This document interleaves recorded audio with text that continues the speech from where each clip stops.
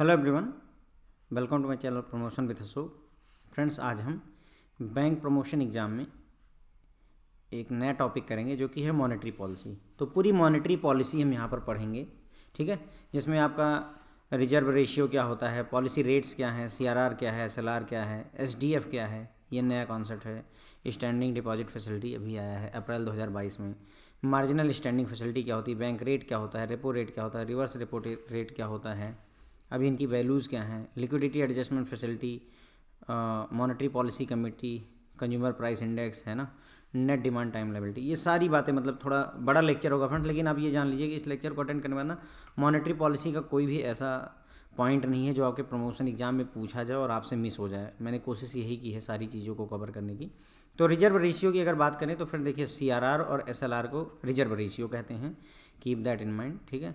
CRR और SLR को reserve ratio कहते हैं।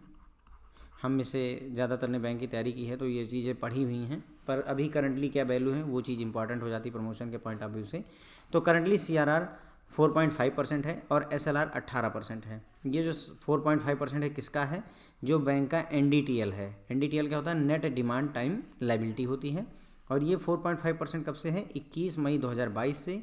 और एसएलआर 18% कब से है, 11 अप्रैल 2020 से। ओके, तो सीआरआर और एसएलआर को रिजर्व रेशियो कहते हैं, जिनकी वैल्यू सीआरआर है 4.5% करंटली, अगर आपके एग्जाम में पूछा जाता है, और एसएलआर है आपका 18% in case they ask. Okay, policy rate with effect from 8 December 2022। Policy rates ये हैं जो नीचे दिए हुए हैं फ्रेंड्स, ये आपके पॉलिसी रेट्स कहलाते हैं।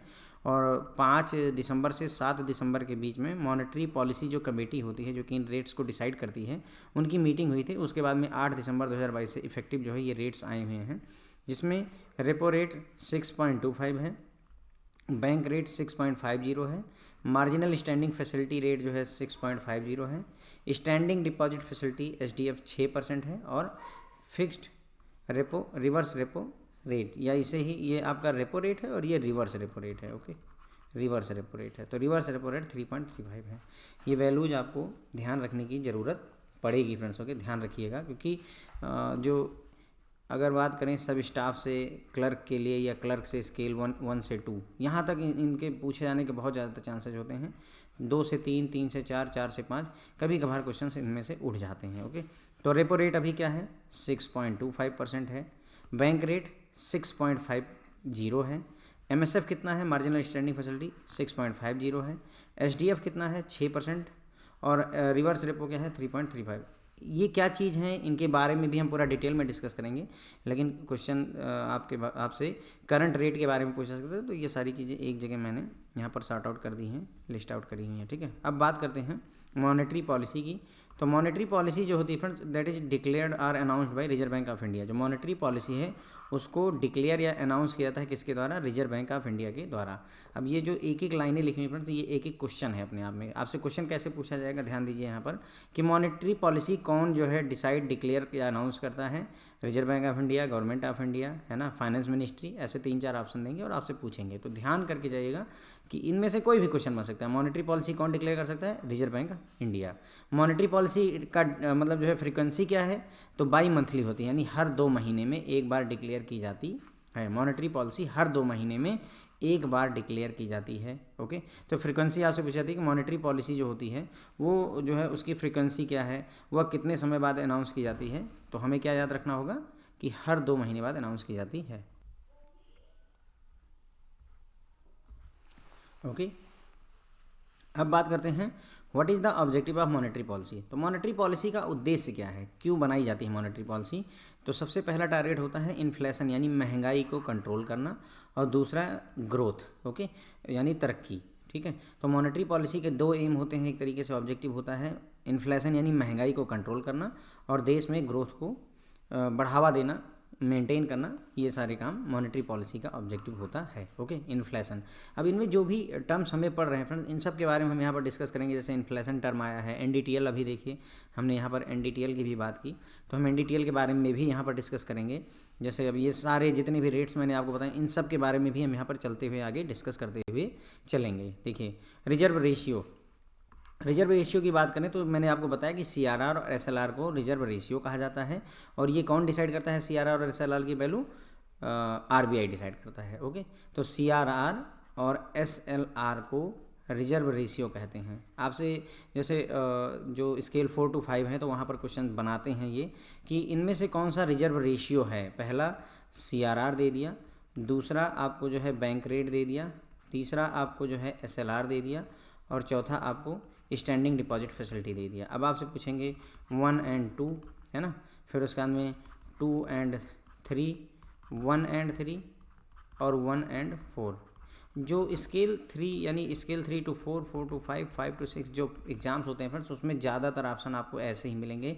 डायरेक्ट आपको श्योर शॉर्ट क्वेश्चन मुश्किल मिलता है, वन लाइनर क्वेश्चन बहुत मुश्किल मिलते हैं कि आपसे सीधे पूछे कि क्या CRR जो है एक रिजर्व रेशियो है, ऐसा नहीं पूछते। वो स्केल 1 से 2, 2 से 3 यहाँ तक पूछा जाता है।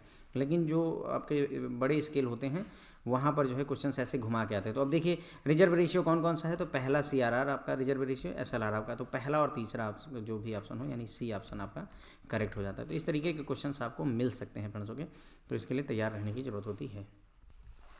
जैसे आप लोगों ने CAIB में हमारे साथ भरोसा दिखाया हुआ है फ्रेंड्स। ओके, CAIB में आपने भरोसा दिखाया हुआ है, ऐसे ही GIB सॉरी इसमें प्रमोशन एग्ज़ाम में भी यदि आप भरोसा दिखाते हैं तो उम्मीद करिए कि जो है आपको अच्छे मार्क्स स्कोर हो सकते हैं।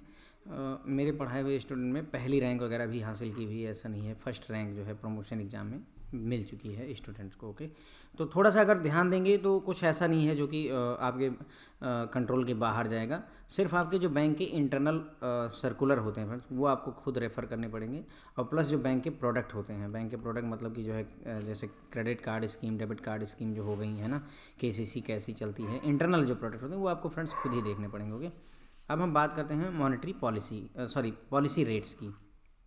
पॉलिसी रेट्स, ठीक है, तो रिजर्व रेशियो होता है और पॉलिसी रेट्स होते हैं। रिजर्व रेशियो मैंने आपको बता दिया कि CRR और SLR रिजर्व रेशियो होते हैं। पॉलिसी रेट में मैंने आपको बताया ना कई सारे पॉलिसी रेट होते हैं, जैसे रेपो रेट है ना, उसके बाद में reverse repo rate, bank rate, MSF, SDF, ये सारे आपके क्या हैं, पॉलिसी रेट्स होते हैं। तो पॉलिसी रेट्स कौन डिसाइड किया जाता है, कौन करता है, मॉनेटरी पॉलिसी कमेटी करती है। क्वेश्चन आपसे पूछा जाएगा सीधा सीधा कि policy rates are decided by monetary policy committee. अगर आपसे पूछा जाए कि रिजर्व रेशियो कौन डिसाइड करता है, रिजर्व रेशियो कौन डिसाइड करता है फ्रेंड, तो रिजर्व रेशियो डिसाइड करता है रिजर्व बैंक ऑफ इंडिया, ध्यान दीजिएगा। और पॉलिसी रेट अगर आपसे पूछा जाएगा, पॉलिसी रेट कौन डिसाइड करता है, तो मॉनेटरी पॉलिसी कमेटी करती है। जो मॉनेटरी पॉलिसी कमेटी होती है इसमें 3 member reserve Bank of India के होते हैं और 3 मेंबर जो है गवर्नमेंट ऑफ इंडिया के होते हैं। ये RBI के 3 मेंबर होते हैं, गवर्नर वगैरह, और 3 मेंबर गवर्नमेंट ऑफ इंडिया यहाँ पर अपनी तरफ से भेजती है ताकि 6 लोग मिल करके डिसीजन लें। पहले जो है सिर्फ गवर्नर को ही पावर होती थी ये पॉलिसी रेट्स डिसाइड करने की, ये सारे रेट्स डिसाइड करने की पावर गवर्नर को सीधे होती है। गवर्नर कौन, रिजर्व बैंक ऑफ इंडिया का जो भी गवर्नर है। वर्तमान में ये भी सवाल पूछ सकता है कि वर्तमान में रिजर्व बैंक ऑफ इंडिया के गवर्नर कौन है, तो वर्तमान में रिजर्व बैंक ऑफ इंडिया के गवर्नर जो है शक्तिकांत दास हैं, है ना, श्री शक्तिकांत दास हैं। ये जो है आपका सब स्टाफ से क्लर्क वगैरह में पूछा सकता है। श्री शक्तिकांत दास इसमें रिजर्व बैंक ऑफ इंडिया के गवर्नर हैं, ठीक है। और उसके बाद में ये रिजर्व बैंक ऑफ इंडिया का इस्टेब्लिशमेंट किस एक्ट के तहत हुआ था, तो हिल्टन यंग कमीशन की जो है रिकमेंडेशन पर रिजर्व बैंक ऑफ इंडिया का इस्टेब्लिशमेंट हुआ था। रिजर्व बैंक ऑफ इंडिया का एक्ट कौन सा है, तो 1934 RBI एक्ट 1934 के तहत रिजर्व बैंक ऑफ इंडिया की इस्टेब्लिशमेंट हुआ था। ओके, तो ये क्वेश्चंस हैं जो आपसे पूछे जा सकते हैं, यहाँ पर लिखे नहीं है बट आपसे पूछे जा सकते हैं। तो मैंने आपको कौन कौन सी नई चीज़ें बताई। पहला, रिजर्व बैंक ऑफ इंडिया के वर्तमान में गवर्नर कौन है, श्री शक्तिकांत दास जी हैं। रिजर्व बैंक ऑफ इंडिया को कौन से जो है मतलब कमेटी ने रिकमेंड किया था, ये हिल्टन यंग कमीशन की रिकमेंडेशन पर बना था। और RBI का एक्ट कौन सा है, तो RBI एक्ट जो है 1934 है। ओके, तो ये पूछा जा सकता है, मतलब जो है जो अपना स्केल 1 से 2 तक होप करिए, उससे नीचे वही होप करिए, उससे ऊपर नहीं पूछा जाता है जल्दी से, ठीक है। तो मॉनेटरी पॉलिसी जो पॉलिसी रेट्स होते हैं या मॉनेटरी पॉलिसी कमेटी होती है वो पॉलिसी रेट्स को डिसाइड करती है। इसमें कुल 6 मेंबर होते हैं, मैंने आपको ये भी बताया, ठीक है। और followings are called policy rates, repo rate, reverse repo rate, bank rate, MSF और SDF। MSF marginal standing facility होता है, SDF स्टैंडिंग डिपॉजिट फैसिलिटी होता है, ठीक है। तो ये ध्यान रखिएगा कि ये 5 जो है आपके पॉलिसी रेट्स कहलाते हैं।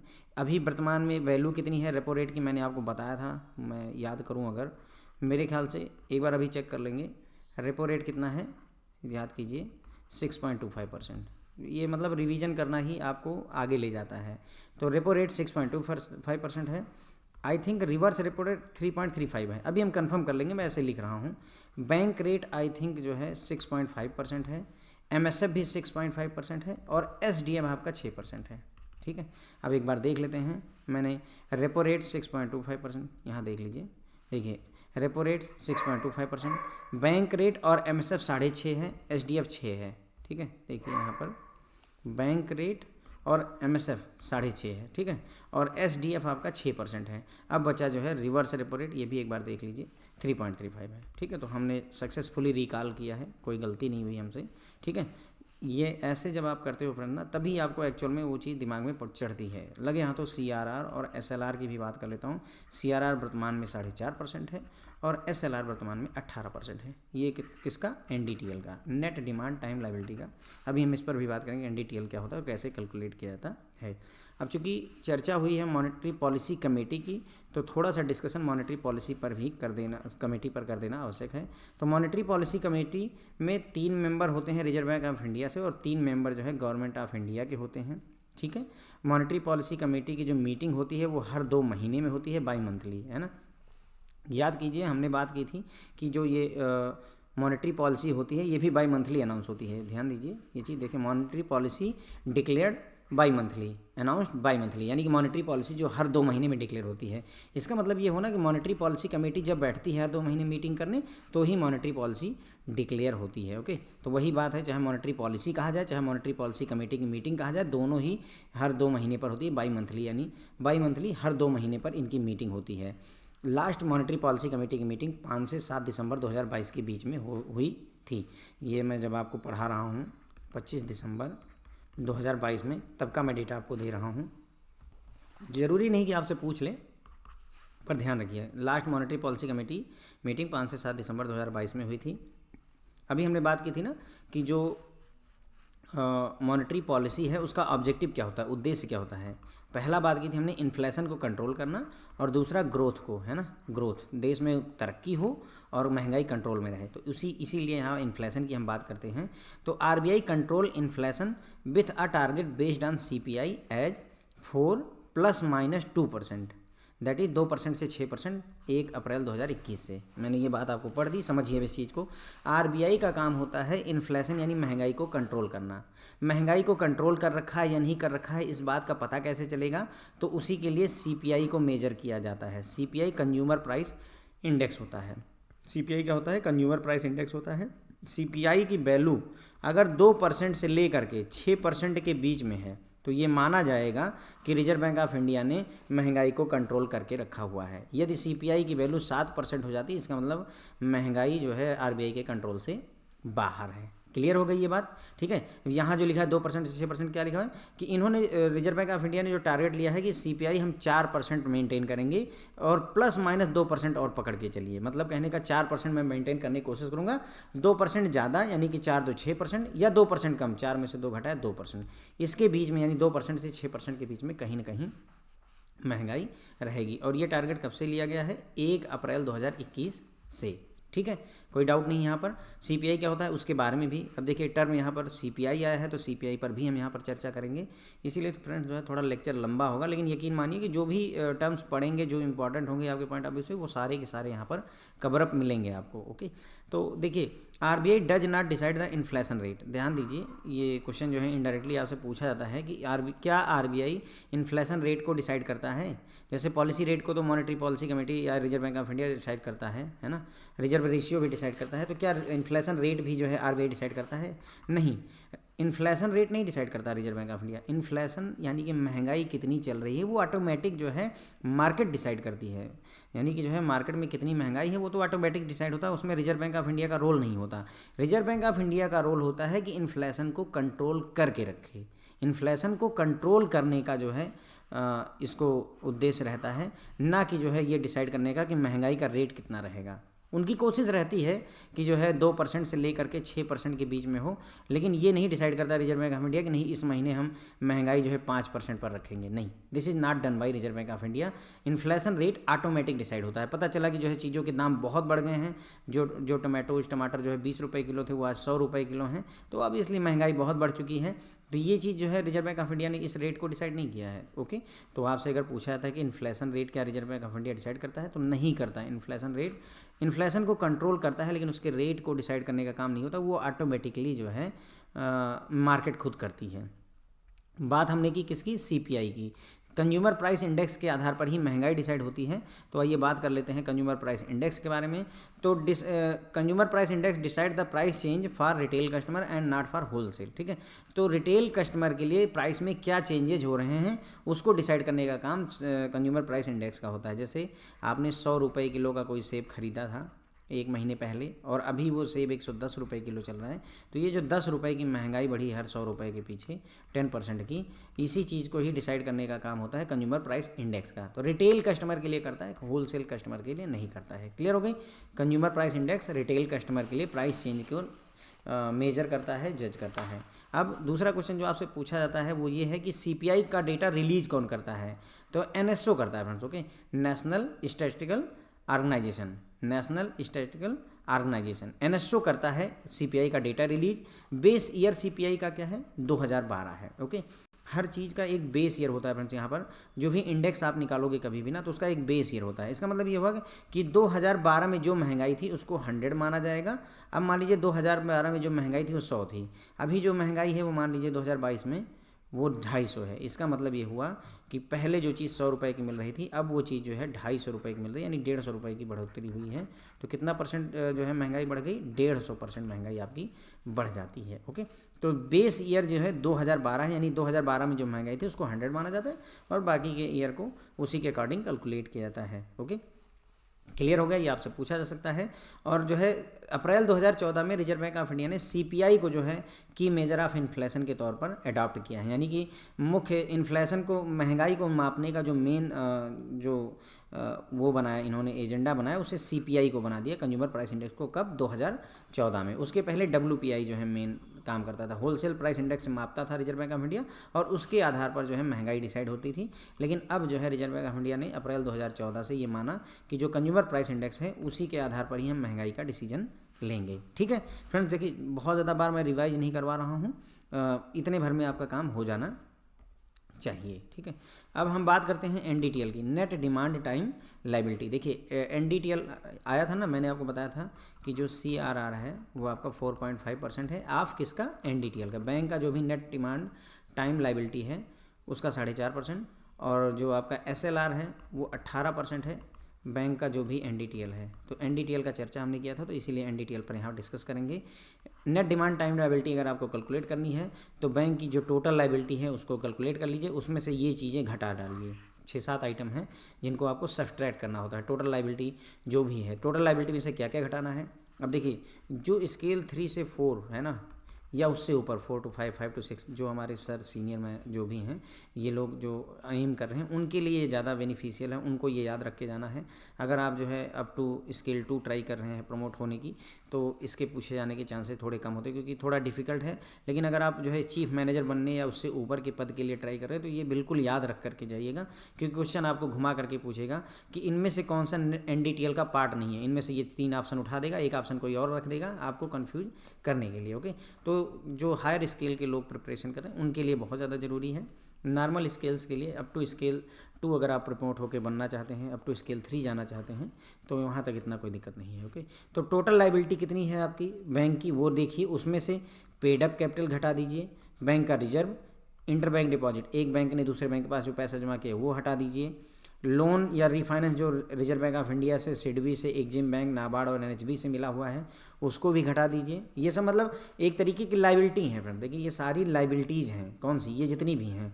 जो इंटर बैंक डिपॉजिट है वो भी एक तरीके की लायबिलिटी है। भाई कोई आपके पास पैसा जमा करके गया तो उसको आपको लौटाना पड़ेगा, ये लायबिलिटी है। लेकिन एनडीटीएल कैलकुलेट करते समय इन सबको हम शामिल नहीं करते हैं। मान लीजिए 5,000 करोड़ रुपए का जो है डिपॉजिट दूसरे बैंक की एफडी हमारे बैंक में पड़ी हुई है, तो इसको हम एनडीटीएल का पार्ट नहीं मानते, उसमें से घटा देते हैं।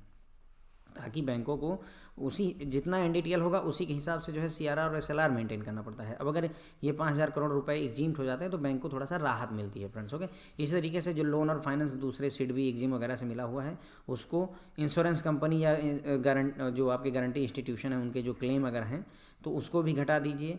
उसके बाद में गवर्नमेंट ने जो सब्सिडी रिलीज़ की है उसको सब्सट्रैक्ट कर दीजिए। और साथ ही साथ में जो एनआरई और एफसीएनआर है ना, नॉन रेजिडेंट एक्सटर्नल रूपी अकाउंट और एफसीएनआर, इसके बारे में हम फ्रेंड्स जो है एनआरई और एफसीएनआर दोनों के बारे में डिटेल में जो है हमारा लेक्चर आएगा। ठीक है, जब हम फॉरेक्स पढ़ेंगे तो वहाँ पर इसकी डिटेल में चर्चा करेंगे। तो जितने भी इंक्रीमेंटल जो है एनआरई और एफसीएनआर डिपॉजिट हैं कब से 1 जुलाई 2022 से लेकर के 4/11/2022 तक के, यानी कि जो है 4 नवंबर तक का जो भी ये इंक्रीमेंटल डिपॉजिट आया हुआ है उसको भी जो है हमें एनडीटीएल में शामिल नहीं करना है। ठीक है, ये है तो लाइबिलिटी लेकिन इसको शामिल नहीं करना है। ये जो स्केल मैंने आपको बताया ना, स्केल 3 to 4 या उससे एबव के लिए प्रिपरेशन करें, डेट्स याद करके जाइए, जो है ज़रूरत पड़ सकती है। ओके, तो एनआरई और एफसीएनआर जो डिपॉजिट है उसको भी हम यहाँ पर सब्सट्रैक्ट कर देते हैं। इंक्रीमेंटल वाला, इंक्रीमेंटल का मतलब होता है फ्रेंड जैसे मान लीजिए बैंक के पास में 100 करोड़ रुपए का एफसीएनआर डिपॉजिट है।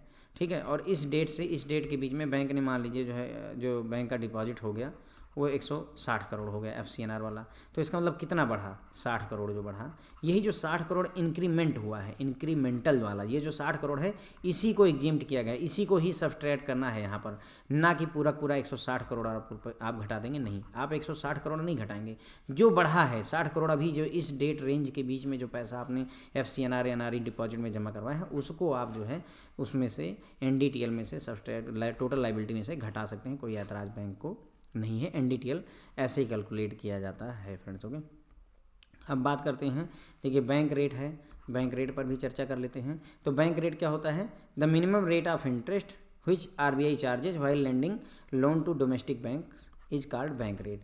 तो कितना मिनिमम रेट ऑफ इंटरेस्ट जो है Reserve Bank of India charge करता है जब जो है लोन डोमेस्टिक बैंक्स को देता है तो उसे ही बैंक रेट कहते हैं। ओके, तो मिनिमम कितना इंटरेस्ट लेता है आरबीआई जब बैंकों को लोन देता है तो उसे ही बैंक रेट कहते हैं। और बैंक रेट कब काम आता है, जब किसी बैंक के पास में पैसे की कमी होती है, फंड की डिफिशियंसी होती है, तो आरबीआई से पैसा उधार ले लेता है अपनी सर्विसेज को कंटिन्यू करने के लिए। और जब पैसा उधार लेगा तो किस रेट पर लेगा, बैंक रेट पर लेगा। दूसरे टर्म में कई बार ऐसे भी पूछ लेते हैं कि वह इंटरेस्ट रेट जिस पर reserve Bank of India bills को डिस्काउंट करता है, कमर्शियल बैंक के बिल्स को रीडिस्काउंट करता है। कोई 100 रुपये का बिल था, उसको बैंक ने ख़रीद लिया कि ठीक है मैं आपको 90 रुपये पे करूँगा, ठीक है, दुकानदार को 90 रुपये पे करूँगा और बिल आप मुझे दे दीजिए, और जब वक्त आएगा तो जो है मैं सामने वाली पार्टी से 100 रुपये पूरे वसूल लूँगा। ठीक है, तो 90 रुपये में बैंक ने खरीद लिया, यानी कि 10 रुपये डिस्काउंट कर दिया। ठीक है, 10 रुपये का डिस्काउंट किया। अब ये जो 90 रुपये में इसको खरीदा गया है 100 रुपये का बिल, इसको आरबीआई ने खरीद लिया 80 रुपये में। बोला ऐसा है कि तुम बिल मुझे दे दो, बैंक से बोला कि बिल मुझे दे दो, और जो है 80 रुपये में, और मैं जो है पार्टी से कितना वसूल लूँगा, 100 रुपये समय आने पर। क्यों, अब इसमें ऐसा क्यों होता है, क्योंकि जो पार्टी है मान लीजिए उसको 1 साल बाद जो है आफ्टर 1 ईयर जो है 100 रुपये मिलने हैं, उसके पास बिल पड़ा हुआ है, 1 साल बाद मिलना है।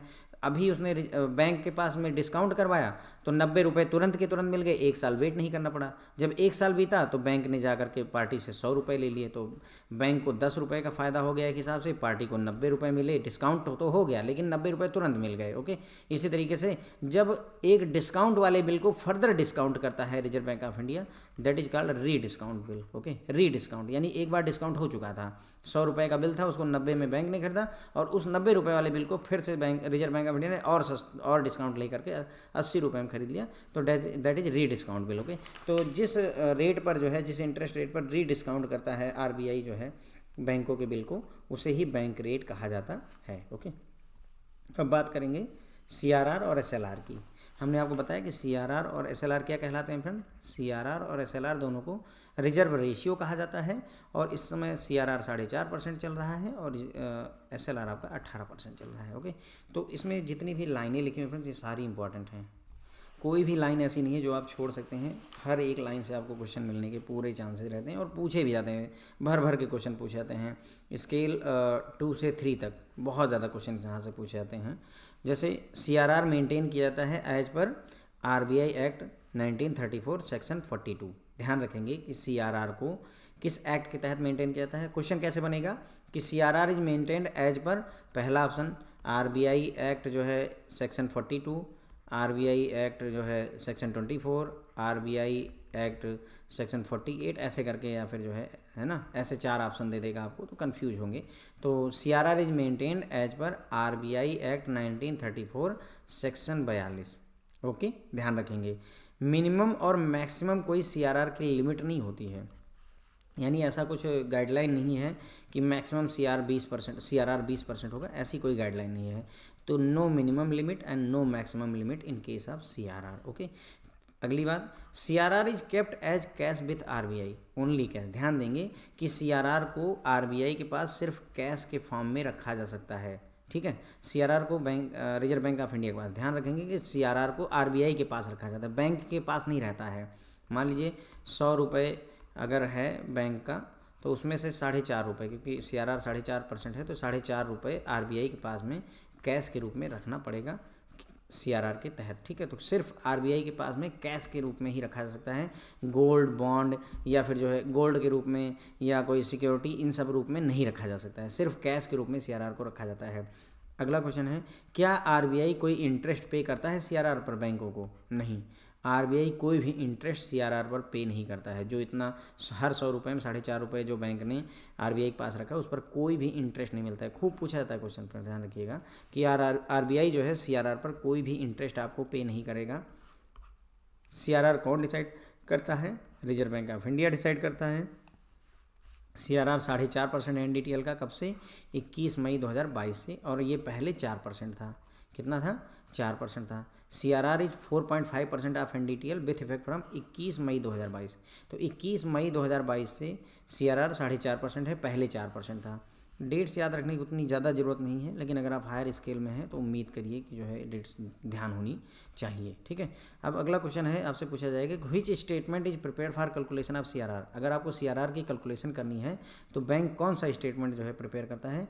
तो ये फॉर्म ए तैयार करता है बैंक, ठीक है। और फॉर्म ए फोर्टनाइटली बेसिस पर करता है, फोर्टनाइटली। फ्रिक्वेंसी भी पूछी जाती है कि CRR स्टेटमेंट जो है RBI को सबमिट किया जाता है, पहला बाई मंथली, दूसरा ऑप्शन मंथली, तीसरा ऑप्शन ईयरली और चौथा ऑप्शन फोर्टनाइटली, ठीक है। तो अगर ये 4 ऑप्शन दिया जाता है तो ध्यान दीजिएगा कि जो CRR का स्टेटमेंट होता है फॉर्म ए, ये फोर्टनाइटली बेसिस पर प्रिपेयर किया जाता है, यानी फोर्टनाइटली मतलब फ्रेंड 2 हफ्ते या 14 दिन होता है। क्लियर हो गई बात हमारी, ठीक है। तो CRR जो है as per RBI act section 42 के तहत मेंटेन किया जाता है। अब CRR को जो है मेंटेन रखना पड़ता है बैंकों को, एवरेज डेली बैलेंस मेंटेन करके रखना पड़ता है। Banks are required to maintain daily average balance with RBI over a fortnight 14 days at the rate decided by Reserve Bank of India. तो रिजर्व बैंक ऑफ इंडिया द्वारा जो rate decide किया जाता है उसके हिसाब से daily average balance reserve Bank of India के साथ मेंटेन करना पड़ता है। इसका क्या मतलब है? इसका मतलब ये हुआ कि मान लीजिए जो है किसी बैंक के पास में 1000 करोड़ रुपए हैं, तो 1000 करोड़ का 4.5% या जो भी आता है, इसकी वैल्यू 4.5 मेरे ख्याल से 45 करोड़ रुपए आएगा।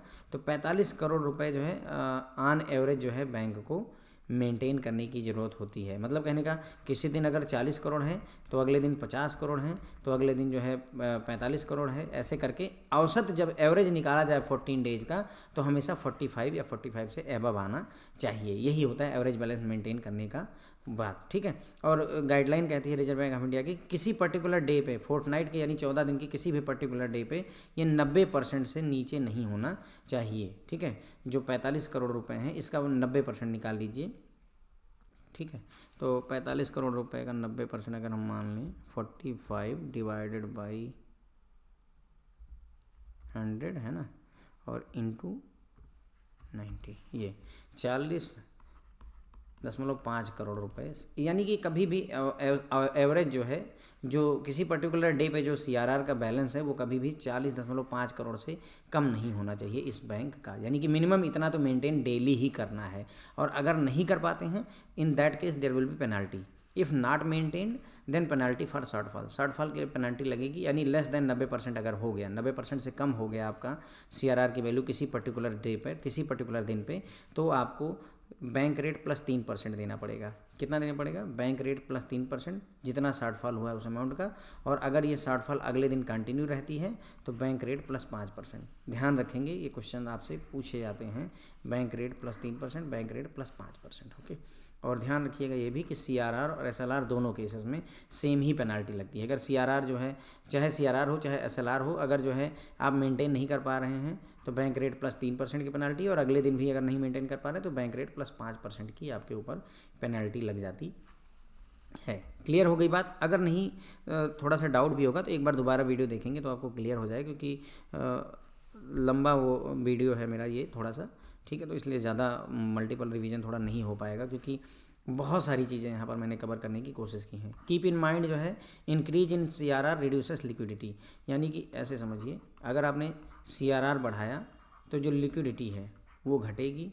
अगर आपने CRR घटाया या बैंक ने, रिजर्व बैंक ऑफ इंडिया ने CRR घटाया तो लिक्विडिटी बढ़ेगी। ये पूछा जाता है क्वेश्चन, बहुत पूछा जाता है क्वेश्चन। थोड़ा सा समझने की बात होती है कि ऐसा ऐसा हो कैसे रहा है।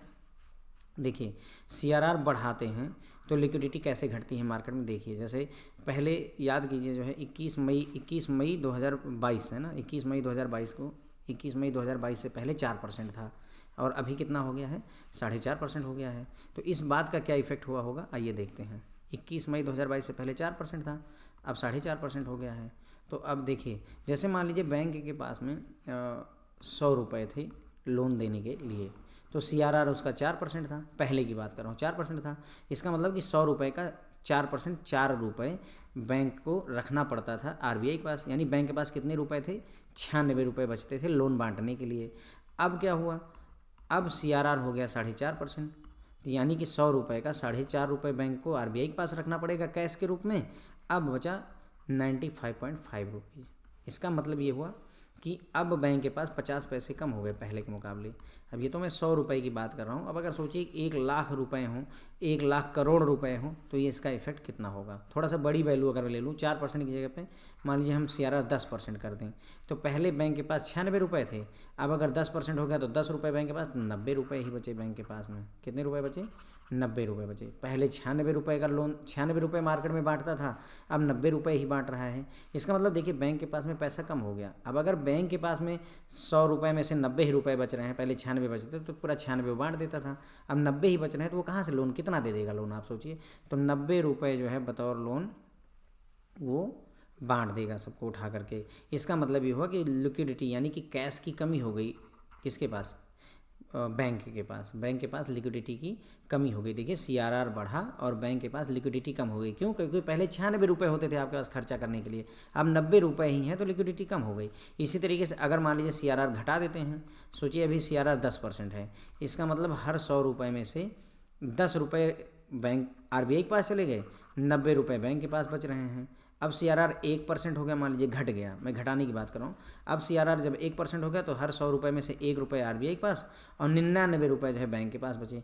पहले 90 रुपये केवल बांटता था लोन के तौर पर, अब 99 रुपये बांट रहा है लोन के तौर पर। तो अब इसलिए 9 रुपये बढ़े, इसका मतलब लिक्विडिटी बढ़ी। इसीलिए जब CRR घटता है तो लिक्विडिटी बढ़ती है। ये बात जो मैंने आपको समझाई है, ध्यान करके जाएंगे तो कन्फ्यूजन नहीं होगा और गलती भी नहीं होगी। CRR जो है बढ़ता है तो लिक्विडिटी घटती है, CRR घटता है तो लिक्विडिटी बढ़ती है। तो अगर हम देखें तो अभी जब RBI ने क्या किया, 4% से 4.5% किया, यानी कि CRR बढ़ाया, RBI ने CRR बढ़ाया, तो क्या किया, किस टारगेट से किया था? मतलब RBI लिक्विडिटी घटाना चाहता था कि RBI लिक्विडिटी बढ़ाना चाहता था? तो फ्रेंड्स, RBI लिक्विडिटी घटाना चाहता था कि मार्केट में कम से कम पैसा हो ताकि कम से कम लोग खर्चा करें और महंगाई कंट्रोल में आए। ये इनडायरेक्टली इन्फ्लेशन को कंट्रोल करने की एक टेक्निक भी है। ठीक है, तो CRR पर हमने ढेर सारी बातें की। Now let's start with the SLR पर बात करेंगे। SLR मेंटेन किया जाता है as per section 24 of VR act 1949, banking regulation act 1949 के तहत जो है सेक्शन 24 में हम ये मेंटेन करते हैं। क्या? SLR। मैंने आपको बताया SLR को रिजर्व रेशियो भी कहा जाता है, CRR और SLR को रिजर्व रेशियो भी कहते हैं। एक बार अगर ध्यान कीजिए CRR के बारे में, तो CRR किस एक्ट के तहत मेंटेन किया जाता है? रिवाइज करवा रहा हूँ आपको, RBI एक्ट 1934 के सेक्शन 42 सब सेक्शन 1 के तहत, याद कीजिए। CRR को RBI act 1934 section 42 sub section 41 के तहत किया जाता है। और SLR को खूब पूछा जाता है फ्रेंड, ध्यान दीजिएगा, खूब पूछा जाता है। मतलब ये आपको बार बार जो है प्रमोशन का एग्जाम अगर आपने तीसरी बार देना होगा तो तीसरी बार भी हो सकता है ये आ जाए, हम ना। जब आप क्लर्क से ऑफिसर बने तब भी मिला, ऑफिसर से स्केल 1 से 2 बने, 2 से 3 बने, और ये मिलता रहा।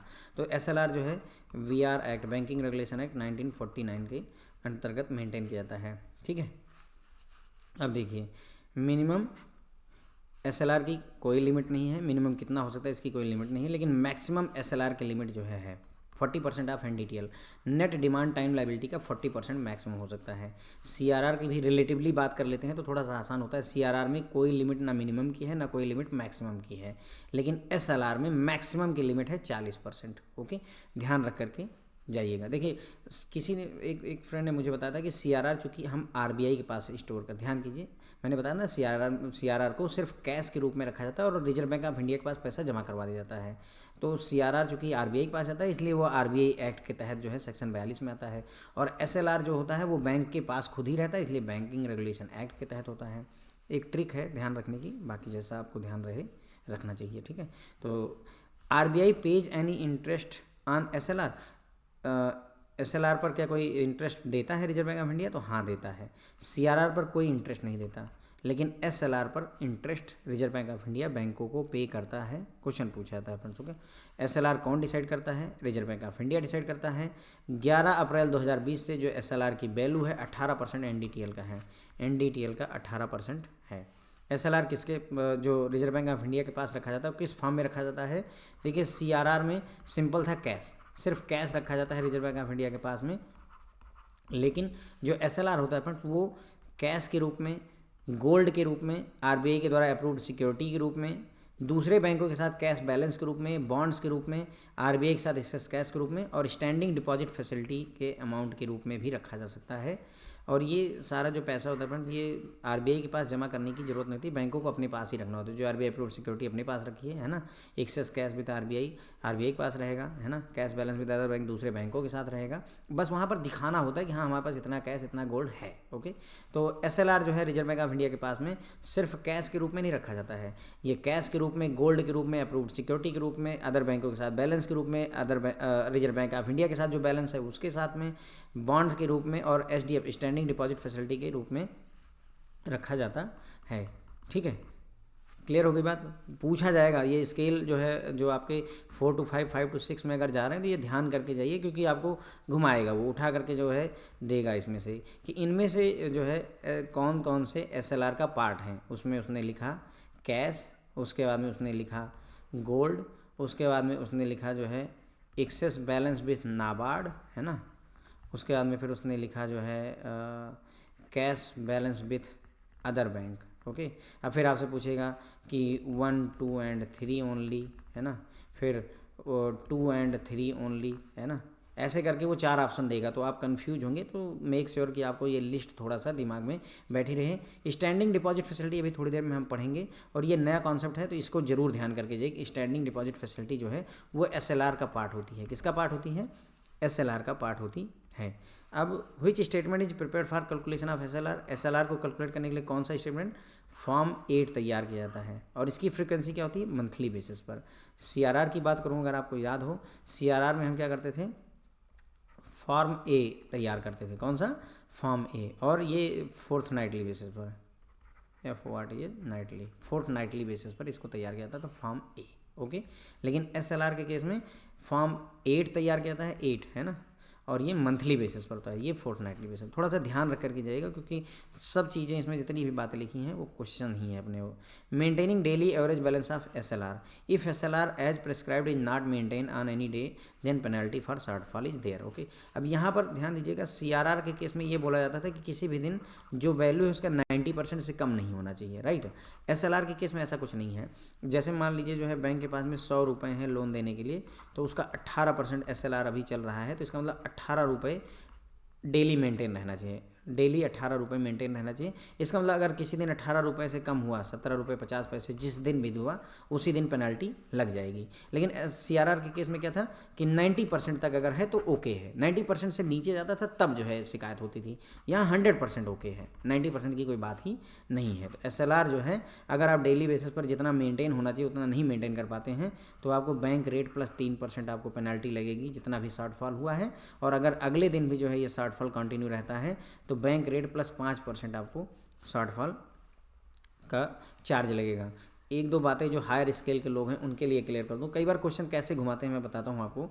जैसे बैंक को मान लीजिए जो है 200 करोड़ रुपए मेंटेन करने थे, किसके लिए 200 करोड़ रुपए जो है चाहिए थे SLR को मेंटेन करने के लिए, 18% SLR को मेंटेन करने के लिए। लेकिन किसी पर्टिकुलर डे पे बैंक के पास SLR के रूप में सिर्फ जो है 150 करोड़ रुपए हैं।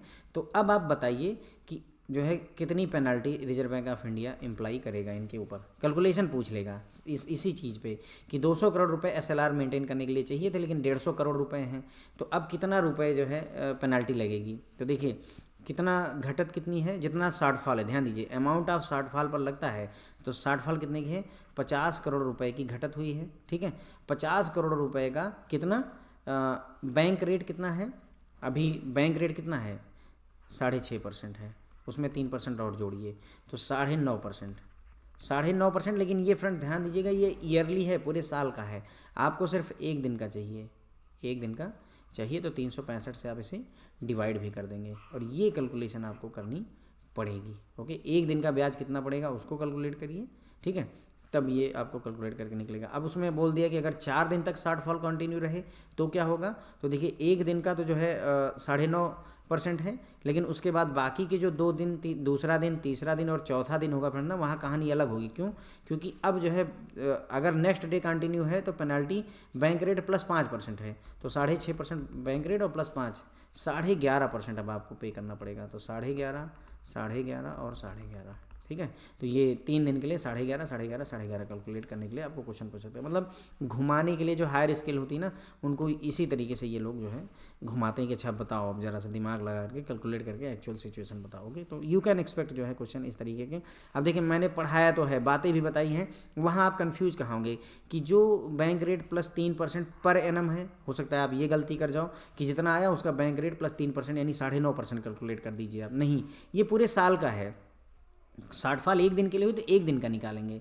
दूसरी गलती, ये अमाउंट ऑफ शॉर्टफॉल पर ही देना पड़ता है, यानी कि 200 करोड़ रुपए SLR के लिए चाहिए था, 150 करोड़ है, तो जितना घटत हुई 50 करोड़ रुपए आप नहीं मेंटेन कर पाए तो इसी 50 करोड़ पर ही जो है पेनल्टी लगती है। तो मतलब पढ़ाया मैंने ज़रूर है, लेकिन अगर आपने ध्यान नहीं दिया है तो वहाँ पर इस तरीके के क्वेश्चन अगर पूछे जाते हैं तो आप गलती कर बैठेंगे। सेम जैसे CRR के केस में वही SLR के केस में, अगर SLR बढ़ेगा तो लिक्विडिटी घटेगी, अगर SLR घटेगा तो लिक्विडिटी बढ़ेगी। ओके, अब इसको मेरे ख्याल से समझाने की ज़रूरत नहीं है, फिर भी एकदम सरसरी तौर पर देखते हैं। मान लीजिए बैंक के पास 100 रुपये हैं लोन देने के लिए और अभी जो है SLR 18% है, तो इसका मतलब 18 रुपये बैंक को RBI के पास रखना पड़ेगा। और अगर 100 रुपये में से 18 रुपये चले गए तो मेरे ख्याल से बचते हैं 82 रुपये। अब 82 रुपये हैं बैंक के पास जो है लोन को बांटने के लिए। अब SLR मान लीजिए जो है 18% से बढ़ करके 30% हो गया, तो 100 रुपये में अब 30% रिजर्व बैंक ऑफ इंडिया के पास रखना पड़ेगा। 30 रुपये वहाँ रखा और 70 रुपये बैंक के पास बढ़े, तो SLR क्या हुआ, यहाँ पर SLR बढ़ गया, 18% से बढ़ करके 30% हो गया, SLR इंक्रीज हुआ, लेकिन बदले में जहाँ 82 रुपये खर्चा करने के लिए बैंक के पास थे अब 70 ही रुपये बचे, लिक्विडिटी घट गई। SLR बढ़ेगा लिक्विडिटी घटेगी, SLR घटेगा लिक्विडिटी बढ़ेगी, ठीक है, दिमाग में ये रख करके चलिएगा। कि फिर मैंने आपको बताया कि CRR चूँकि रिजर्व बैंक ऑफ इंडिया के पास जमा होता है इसलिए RBI एक्ट के सेक्शन 42 में, और SLR आपका चूँकि बैंक में ही रहता है तो बैंकिंग रेगुलेशन एक्ट 1949 के सेक्शन 24 के तहत आता है। आप क्वेश्चन एक्सपेक्ट कर सकते हैं, नो डाउट, कोई डाउट मत रखिए कि इसमें से क्वेश्चन नहीं आ सकता है। अब बात करेंगे LAF की, लिक्विडिटी एडजस्टमेंट फैसिलिटी, ठीक है। तो the liquidity adjustment facility is a monetary policy tool for RBI to manage liquidity in market. Market में लिक्विडिटी मैनेज करने के लिए एक ये जो है टूल के तौर पर है, क्या, लिक्विडिटी एडजस्टमेंट फैसिलिटी। मार्केट में लिक्विडिटी को मैनेज करने के लिए, मार्केट में कितना पैसा है नहीं है उसको मैनेज करने के लिए LAF फैसिलिटी होती है। while CRR and SLR help changes in liquidity position on A more permanent basis, यानी अगर CRR और SLR की वैल्यू में चेंजेस करता है बैंक तो वो ज़्यादा लंबा इफेक्ट डालते हैं, लॉन्ग ड्यूरेशन का परमानेंट इफेक्ट डालते हैं लिक्विडिटी में। लेकिन अगर डे टू डे मॉनिटरिंग करनी है लिक्विडिटी की तो उस केस में लिक्विडिटी एडजस्टमेंट फैसिलिटी LAF का यूज किया जाता है।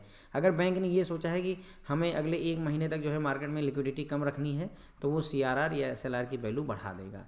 लेकिन अगर हमें ये देखना है कि आज ज़्यादा है मार्केट में लिक्विडिटी, कल कम करनी है और परसों फिर ज़्यादा करनी है, इस तरीके का अगर आपको मैनेजमेंट देखना है तो उस केस में LAF की ज़रूरत होती है, लिक्विडिटी एडजस्टमेंट फैसिलिटी की ज़रूरत होती है। LAF liquidity adjustment facility refers to RBI lending fund to banking sector through following instrument. तो LAF क्या होता है? LAF का मतलब होता है कि RBI जो है बैंकों को फंड देता है, बैंकों को कैश देता है, मतलब जो है लोन देता है, और किसकी सहायता से? इन इंस्ट्रूमेंट्स की सहायता से देता है, तो उसे ही लिक्विडिटी एडजस्टमेंट फैसिलिटी कहते हैं। मतलब कहने का एक तरीके से हम बोलेंगे LAF क्या है, तो LAF कोई नई चीज़ नहीं, इन सभी चीज़ों को ही मिला करके LAF बनता है। यानी कि अगर वो रेपो में चेंजेस करे, रिवर्स रेपो में चेंजेस करे, MSF में, SDF में अगर चेंजेस करता है तो उसे ही लिक्विडिटी एडजस्टमेंट फैसिलिटी हम कह सकते हैं। बैंकों को लोन देना ताकि जो है मार्केट में लिक्विडिटी को कंट्रोल किया जा सके, तो उसे ही लिक्विडिटी एडजस्टमेंट फैसिलिटी कहते हैं। अब यहाँ रेपो, रिवर्स रेपो, MSF और SDF, इन सब के बारे में हमें यहाँ पर बातचीत करनी है। सिंपलेस्ट टर्म में ऐसे कई बार डायरेक्टली क्वेश्चन आ जाता है। अभी हम रेपो और रिवर्स रेपो के बारे में डिटेल में चर्चा करेंगे, लेकिन एकदम सीधे सीधे एक लाइन में अगर क्वेश्चन पूछा जाएगा तो क्या होता है? रेपो क्या होता है? गवर्नमेंट सिक्योरिटी को बेचना बैंक के द्वारा रिजर्व बैंक ऑफ इंडिया को, यानी हियर इज योर बैंक, और ये गवर्नमेंट सिक्योरिटी को किसको बेच रहा है? रिजर्व बैंक ऑफ इंडिया को, RBI को। अगर ये काम हो रहा है, गवर्नमेंट सिक्योरिटी को बेचा गया बैंक के द्वारा रिजर्व बैंक ऑफ इंडिया को, तो उसे रेपो कहते हैं। और अगर जो है गवर्नमेंट सिक्योरिटी को खरीदा गया बैंक के द्वारा रिजर्व बैंक ऑफ इंडिया से, तो उसे रिवर्स रेपो कहते हैं। जस्ट इसी का उल्टा, ये देखिए, पहले यहाँ क्या हो रहा है? बैंक ने रिजर्व बैंक ऑफ इंडिया को गवर्नमेंट सिक्योरिटी बेची है, और यहाँ पर बैंक ने रिजर्व बैंक ऑफ इंडिया से बैंक की मतलब जो है गवर्नमेंट सिक्योरिटी को खरीदा है, तो उसे रिवर्स रेपो कहते हैं। एक एक लाइन में अगर क्वेश्चन बनेगा क्लर्क वगैरह में, स्केल 1 से 2 वगैरह में, तो सीधे सीधे यही पूछेगा कि which of the following is defined as repo transaction. Number 1, sale of government security by RBI to bank. दूसरा, sale of government securities by RBI to, sorry, bank to RBI। मतलब वो कन्फ्यूज करने के लिए लैंग्वेज बदलेंगे, लेकिन आपको ध्यान रखना है कि जब बैंक जो है गवर्नमेंट सिक्योरिटी को बेचता है RBI को, तो उसे रेपो कहते हैं, और जब जो है गवर्नमेंट सिक्योरिटी को परचेज करता है bank reserve Bank of India से, तो उसे रिवर्स रेपो कहते हैं।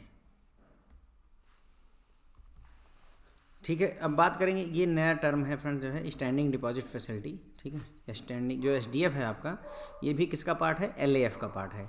LAF में रेपो, रिवर्स रेपो, MSF और SDF सभी हैं।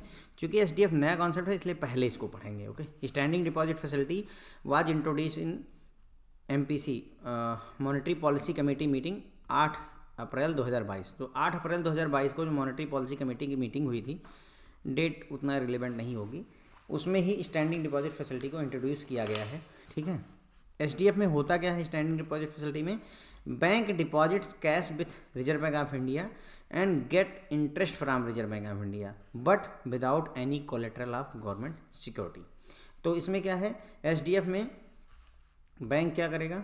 हियर इज योर बैंक, ये कैश जमा करेगा किसके पास में? रिजर्व बैंक ऑफ इंडिया के पास में, RBI के पास में। ठीक है, रिजर्व बैंक ऑफ इंडिया के पास कैश जमा करेगा, और बदले में RBI इसको इंटरेस्ट देगा।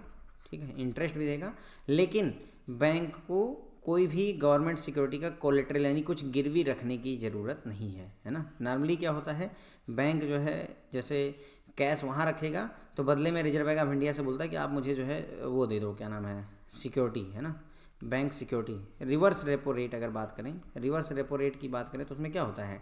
बैंक जो है RBI से गवर्नमेंट सिक्योरिटी परचेज करता है, और बदले में जो है कैश जो है रिजर्व बैंक ऑफ इंडिया को दे देता है। तो वही सेम कॉन्सेप्ट है, रिवर्स रेपो रेट ही का कॉन्सेप्ट है। लेकिन रिवर्स रेपो रेट में क्या होता है कि कोलेट्रल की जरूरत होती है, यानी गवर्नमेंट सिक्योरिटी की जरूरत होती है, लेकिन यहाँ पर गवर्नमेंट सिक्योरिटी यानी कोलेट्रल की कोई ज़रूरत नहीं है।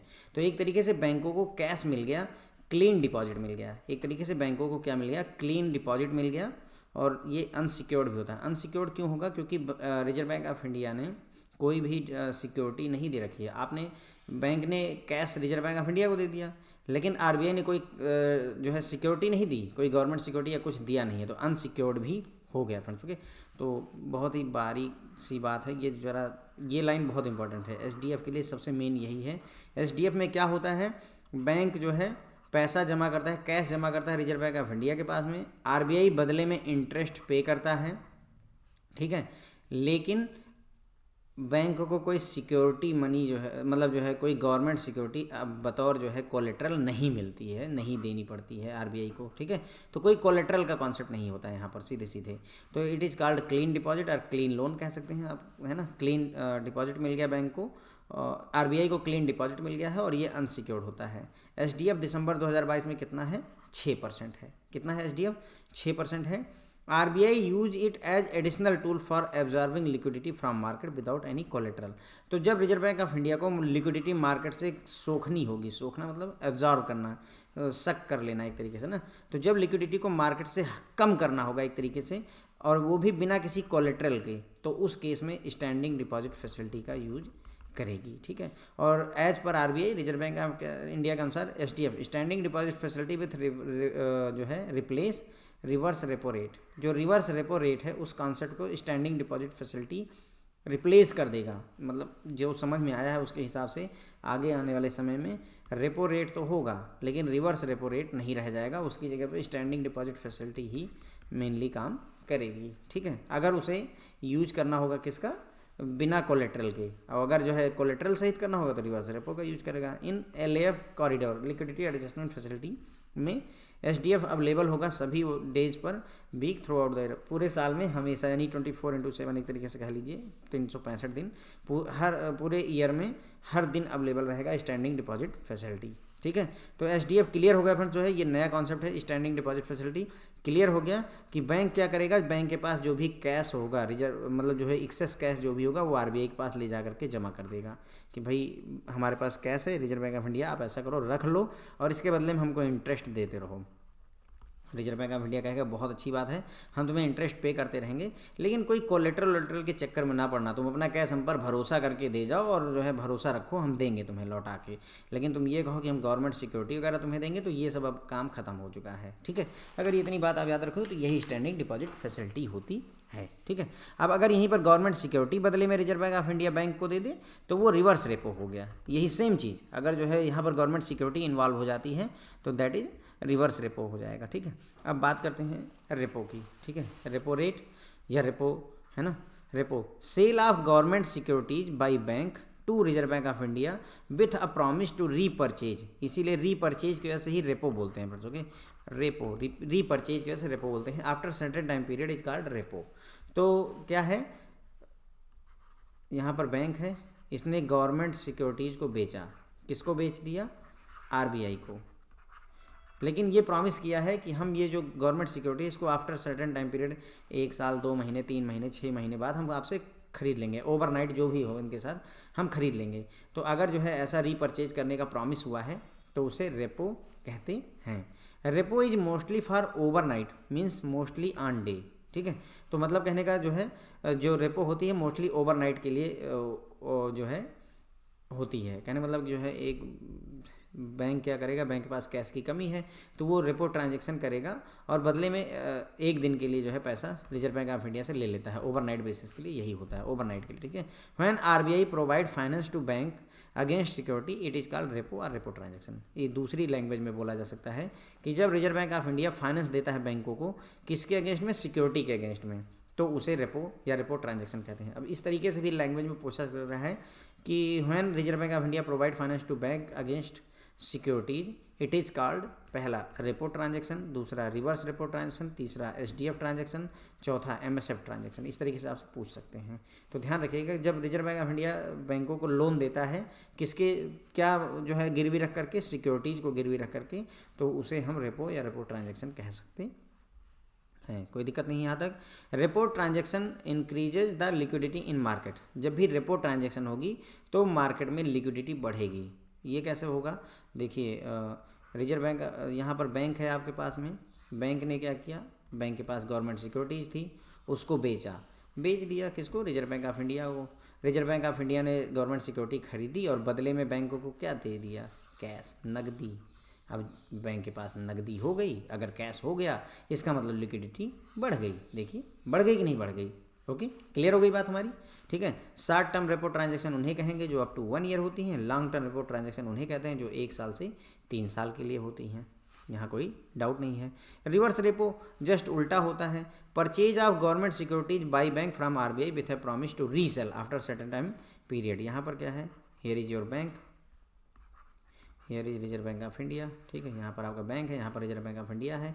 तो ये क्या हो रहा है कि रिजर्व बैंक ऑफ इंडिया से ये तब होता है फ्रेंड जैसे बैंक के पास मान लीजिए एक्सेस कैश हो गया।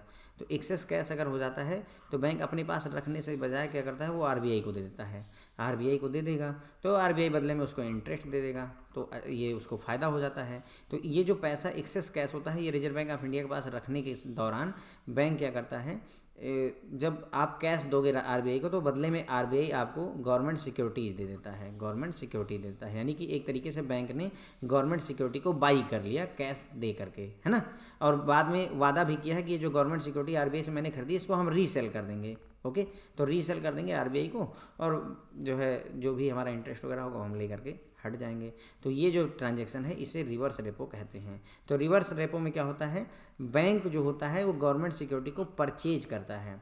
रेपो में क्या होता है, बैंक जो है गवर्नमेंट सिक्योरिटी को सेल करता है। ओके ओके, तो रिवर्स रेपो में बैंक क्या करता है, गवर्नमेंट सिक्योरिटी को परचेज करता है कि आफ्टर सर्टेन टाइम पीरियड हम उसको सेल कर देंगे। Okay, when bank deposit access cash with RBI, जब भी एक्सेस कैश होता है बैंक के पास तो वो ले जा करके आरबीआई के पास जमा कर देता है with the hope of getting interest by purchasing security, it is called reverse repo. Okay, तो जब भी बैंक के पास एक्सेस कैश होता है तो वो उसे ले जा करके रिजर्व बैंक ऑफ इंडिया के पास जमा कर देता है इस उम्मीद में कि उसे इंटरेस्ट मिलेगा, और जब भी ये एक्सेस कैश वहाँ जमा करेगा तो गवर्नमेंट सिक्योरिटी बदले में परचेज कर लेता है। तो इसी ट्रांजैक्शन को ही हम रिवर्स रेपो कहते हैं। Reverse repo transaction reduces liquidity इन सिस्टम। रिवर्स रेपो ट्रांजैक्शन जब होगी तो लिक्विडिटी घट जाएगी। कैसे घटेगी, देखिए ये बैंक है, बैंक के पास मान लीजिए 1 लाख रुपए थे। अब क्या हुआ, 1 लाख रुपए बैंक ने ले जा करके आरबीआई के पास रख दिए। आरबीआई को ये 1 लाख रुपए दे दिए, बदले में आरबीआई ने इनको गवर्नमेंट सिक्योरिटी यानी एक कागज़ दे दिया। गवर्नमेंट सिक्योरिटी क्या होती है, कोई पैसा थोड़ी होता है, वो कागज़ होता है। अब कागज़ आ गया तो पहले बैंक के पास 1 लाख रुपए थे, अब केवल कागज़ है, तो इसका मतलब लिक्विडिटी बैंक के पास घटी कि नहीं घटी। तो जब भी रिवर्स रेपो ट्रांजेक्शन होगी तो बैंक में लिक्विडिटी घटती है, बैंकिंग सिस्टम में या पूरे सिस्टम में लिक्विडिटी घटती है। कोई डाउट नहीं यहाँ तक फ्रेंड्स, मेरे ख्याल से हमने सारी बातें समझ ली हैं। लास्ट टॉपिक उठाते हैं इस लेक्चर का। लेक्चर थोड़ा बड़ा है बट हमने मॉनेटरी पॉलिसी फ्रंट जो है पूरा कवर किया है, कहीं कोई डाउट नहीं है इसमें। Okay, if a bank is unable to maintain SLR and has shortfall then bank can avail certain percent of NDTL from RBI as MSF. ठीक है, तो जब भी बैंकों को एसएलआर मेंटेन करने में दिक्कत होने लगती है वहीं पर ही एमएसएफ का रोल आता है। मान लीजिए कभी बैंक, मैंने आपको बताया नहीं था कि अगर जो है एसएलआर आप मेंटेन नहीं कर पाते हैं जितना मेंटेन करना चाहिए, जैसे इस समय 18% है तो हमेशा हर दिन 18% रहना चाहिए। अगर नहीं मेंटेन कर पाते हैं तो आपको बैंक रेट प्लस 3% देना होगा, और अगर ये शॉर्टफॉल अगले दिन भी कंटिन्यू रहती है तो बैंक रेट प्लस 5% आपको देना पड़ता है। ठीक है, पेनाल्टी के तौर पे। तो इस पेनाल्टी से बचने के लिए बैंकों को क्या ऑप्शन दिया गया कि अगर आप एसएलआर नहीं मेंटेन कर पा रहे हो तो आप ऐसा करो, एमएसएफ ले लो। एमएसएफ क्या होता है, मार्जिनल स्टैंडिंग फैसिलिटी होती है। इसका मतलब ये होता है कि कोई भी बैंक को अगर एसएलआर मेंटेन करने में दिक्कत हो रही है तो वो जो एनडीटीएल है उसका, बैंक का जितना भी एनडीटीएल है, मान लीजिए 100 रुपये है तो उसका 2%, जो भी बैंक का एनडीटीएल है 1 जनवरी 2022 से बैंक का जो भी एनडीटीएल है उसका 2% एमएसएफ के तौर पर ले सकता है, मार्जिनल स्टैंडिंग फैसिलिटी के तौर पर यूज कर सकता है। ठीक है, तो क्लियर हो गई बात फ्रेंड्स मेरे ख्याल से। एमएसएफ क्या होता है, मार्जिनल स्टैंडिंग फैसिलिटी क्या होती है। अगर बैंक को एसएलआर मेंटेन करने में दिक्कत हो रही है, ध्यान दीजिए, सीआरआर मेंटेन करने में दिक्कत हो रही है तो क्या एमएसएफ का कोई रोल होगा, नहीं होगा। अगर एसएलआर में आपकी शॉर्टेज हो रही है, आप एसएलआर नहीं मेंटेन कर पा रहे हो, तो जो भी बैंक का एनडीटीएल है, आरबीआई कहता है जो भी आपका एनडीटीएल है उसका 2% जितना भी हुआ, 1 लाख करोड़ 2 लाख करोड़ जो भी बनता है आपका, वो हमसे 2% आप ले जाइए और उस 2% से आप अपना एसएलआर पूरा कर लीजिए। तो ये जो 2% आपने लोन लिया रिजर्व बैंक ऑफ इंडिया से, that is marginal standing facility. ठीक है, that is marginal standing facility, यही होती है। सारी चीज़ें फ्रेंड देखिए, पूरी मॉनेटरी पॉलिसी जो है हमने एक तरफ से कोई चीज़ छोड़ी नहीं है, सब कुछ पढ़ा है। होप है कि आपको ये लेक्चर पसंद आया होगा। अगर पसंद आया हो तो इस मेहनत को थोड़ा सा लाइक वगैरह करके, है ना, लाइक शेयर और जो भी XYZ जो भी काम होते हैं वो आप करिए, ठीक है। कमेंट्स वगैरह भी करिए, अगर कुछ इम्प्रूवमेंट की ज़रूरत है तो मैं इम्प्रूवमेंट भी करूँगा, ठीक है friend. Thank you so much.